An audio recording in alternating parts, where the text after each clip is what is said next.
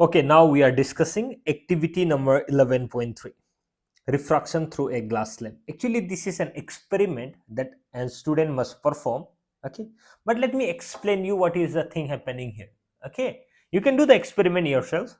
I cannot do the experiment here in the screen. Okay, you can do it by yourself. Okay, this is for students to do, but let me explain you the theory behind it.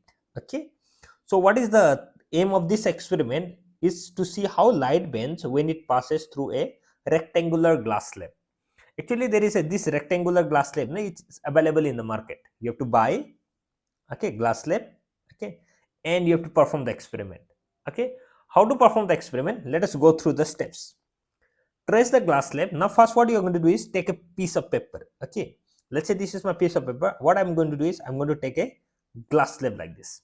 Okay, this is my glass slab. Now what's next thing I'm going to do is first is trace the glass slab, place at the glass slab sheet of the paper, and label is ABCD. So what am I going to do is I'm going to write down ABCD. So let's say this is glass slab, then I've written down, let me change the color. Yeah, let's use yellow. A, B, C, D. Okay, I'll take a glass slab and I'll write down ABCD and remove the glass slab. Got my point. Second point, mark a normal line. Okay, I need to draw a normal. So how to draw a normal is take a line and draw a straight line like this. Okay, this is my normal, a perpendicular line. This is my normal. Okay, so normal is drawn. Draw a normal ON. So the name of this is, let's say this is O and this is N. Okay, at a chosen point on one edge of the AB. Okay, one edge AB. I've written on AB, so let me just change the name. Let me just write on as A B C D. So on AB I have drawn a line like this. Second thing. Third is draw the incident ray. So I'm going to draw the incident ray. A ray incident one like this. Draw the incident ray. Any ray I'm going to draw. Okay, a slanted line like this. Okay, now I'm going to draw an incident ray and I'm going to mark the angle of incidence. This angle, this is my angle of incidence, SI. Got the thing? So this much I'm going to do and I'm going to go to the next step. Okay, what does my next step says? Sorry,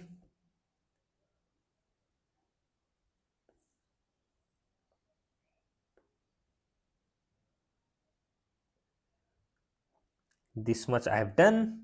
This is my angle of incidence and this is N, right? Let's go next step. Next step, what does it says? Fix two pins for the incident ray. Place two pins P1 and P2 along the line to represent the incident ray. So what am I going to do is I'm going to put two pins here. Okay, I'll just purse the pin here. This is P1 and this is P2, let's say. Okay, two pin is purse. Reposition the glass slab. So I'm going to put the glass slab here above here again. Okay, if after putting the glass slab, okay, now I'll put the glass slab. This is point number 5. Next I'm going to do is after putting the glass slab, I'm going to look from this side. Okay, glass slab opposite side and align two more pins. I'll look from here to this ray.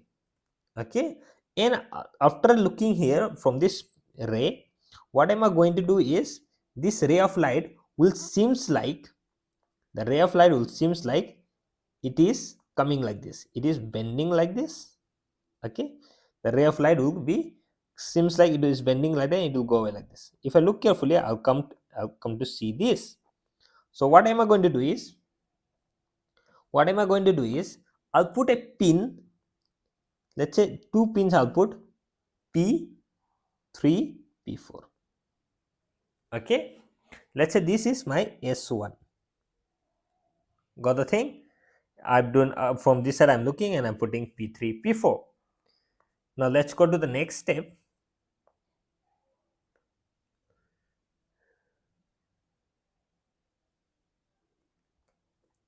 Now after that, let's go to the next step. What does next step says?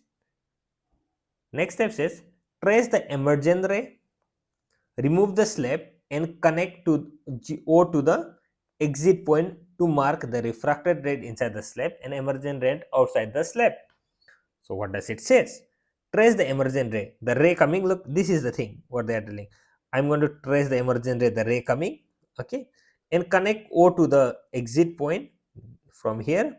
From this, the point, okay, I'm looking which ray is coming. This point I'm going to mark, and I'm going to draw a line like this. Okay. Now, after that, draw this thing I have done. I put a pin first. After looking carefully, I have put a pin. After putting a pin, I have drawn a line, and I have drawn all these things. Done. Now what I'm going to do is I'm going to draw a circle. Okay, draw a circle from this point. So take this point. Okay, take this point and draw a circle. Okay, so circle seems. Let's say this is my circle. So what does the circle do? Draw a circle. Draw a circle with center O and cutting the incident and refracted ray at E1. Incident ray at E1. Where is my incident ray? This is my incident ray. So this is E1. Okay. Incident ray at E1. A refracted ray at E2. This is my E2. E1, E2 and E3. Okay, okay. This is my E1.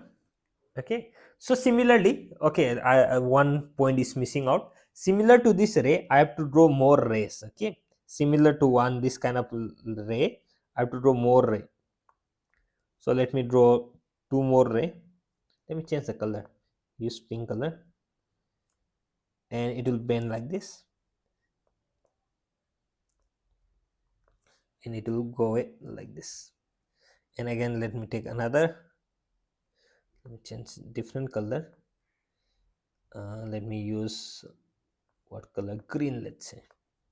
So I'll take another ray like this, and it will bend like this. Okay, and it will go away like this. This pink one supposed to go like this. So I'll make like this point.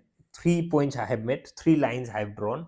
Okay, now, so let's say this thing, this is my E1.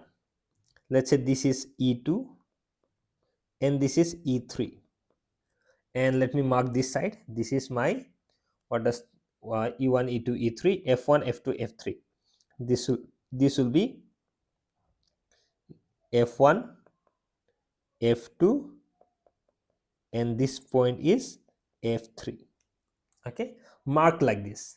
Now after that, we have to draw a perpendicular ray E1 N1. So like this, perpendicular ray will be like this. This is one perpendicular ray, another perpendicular ray, another perpendicular ray to N1, N2, N3. Okay, similar here. Where is that? Here, like this. Okay, this also same thing. Let me mark N1.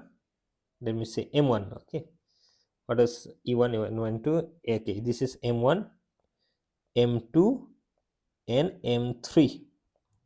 Okay, we have to draw like this. Okay, after that, after all this, okay, let me copy to next page.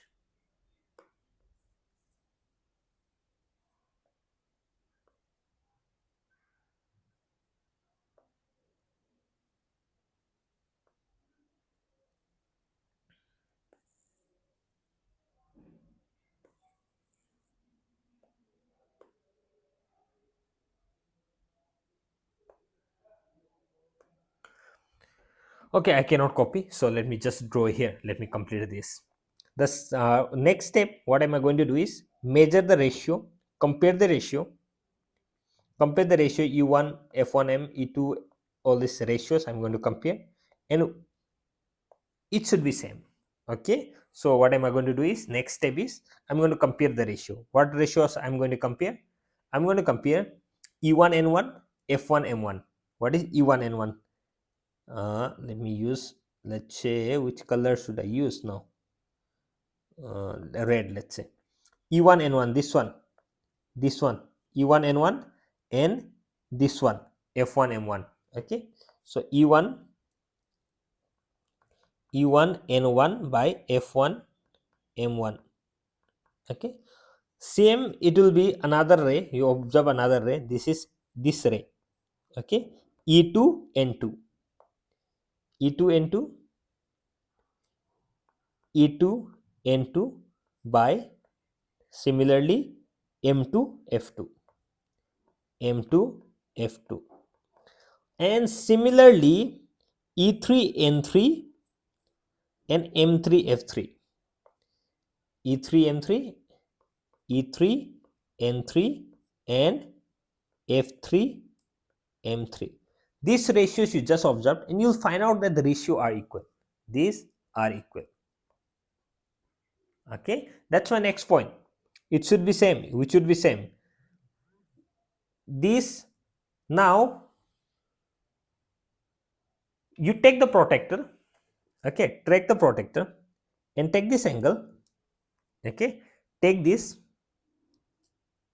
After taking that, you measure this. Okay, E1. What are the things you are going to measure? E1 N1 by F1 M1. E1 N1 by F1 M1. Okay, E1 N1 F1 M1. It is equal to sine I by sine R. Okay, now what does it actually mean is this will be equal, and which will also be equal to sine of angle I divided by sine of angle R. Sir, what is sine of angle I? This angle of incidence, right? And sine R is this angle of refraction. Okay, this will be equal. Okay, sine I by sine R, and this all this value is equal to constant. Okay, this thing is called Snell's law. Okay, so if you have any difficulty understanding, sir, what is sine I, sine R, I didn't understand, it's very tough, please write in the comment below. Okay, I will make a separate video explaining you the basic of this. Okay, now all these things, that's all. Okay, so we can do this again and again and try to find out. Okay, that's all about activity number 11.3. Okay, let me not take another video, let me explain in this. Okay, let me assume that you don't know. If you don't, if you know, if you have understood, fine. If you don't know, you continue watching. Okay, so let me make a rough diagram, so whatever we have done, so that we can understand it better. So let's say this is my glass slab, and this was the normal. Let's say ray of light was coming like this. I'm making only one side. This ray of light will bend like this. Okay, second is, let's say ray of light happens to come like this, then this ray of light will bend like this. And let's say the ray of light happens to come like this, then this ray of light will bend like this. Okay, so this is my normal, or whatever it represent, n1 o n1, right? This is my nm. Let me write down this side. And what have I done is I have taken a point and I have marked like this. Let's say, what have I done before? Before, the thing was I've taken a circle from this point, right? So let me mark a circle. So I've taken a circle,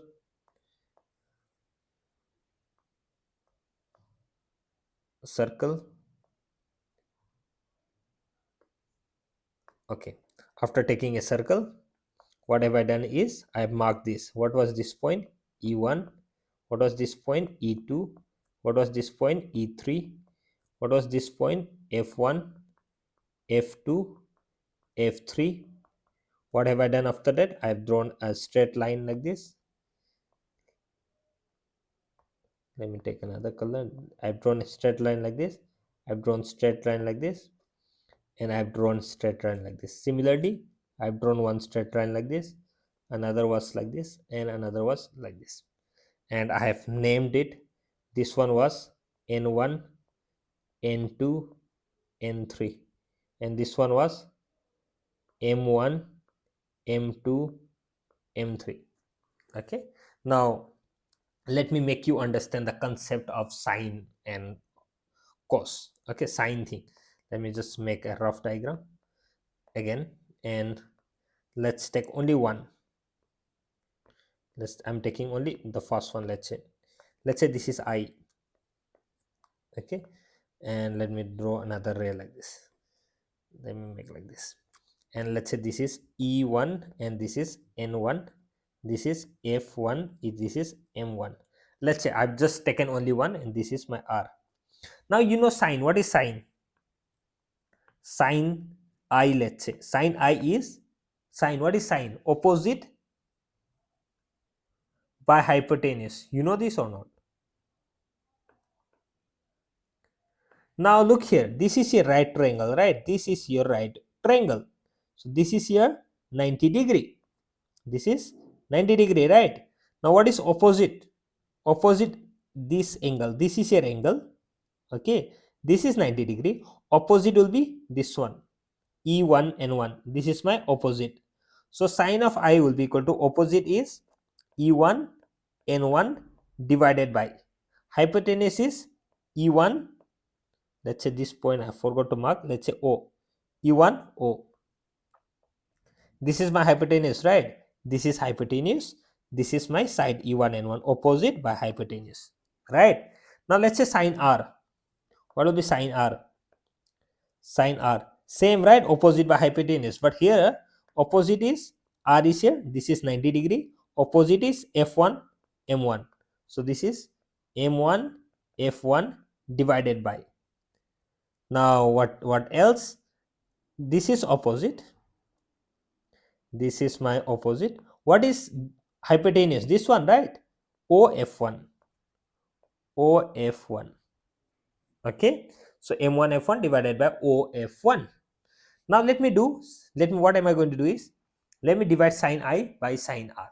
So sine I by sine R will be sine I divided by sine R will be equal to E1 N1 divided by E1 0 divided by M1 F1 divided by OF1.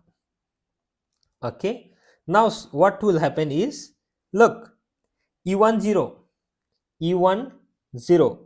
What is E1 0? This one, right? E1 0. And OF1. OF1 is this one. Both this line and this line, this is the radius of a circle, right? So it will be equal, right? So I can cancel these two. Why? Because E1O equal to OF1. What are these? These are radius of a circle. Radius of a circle.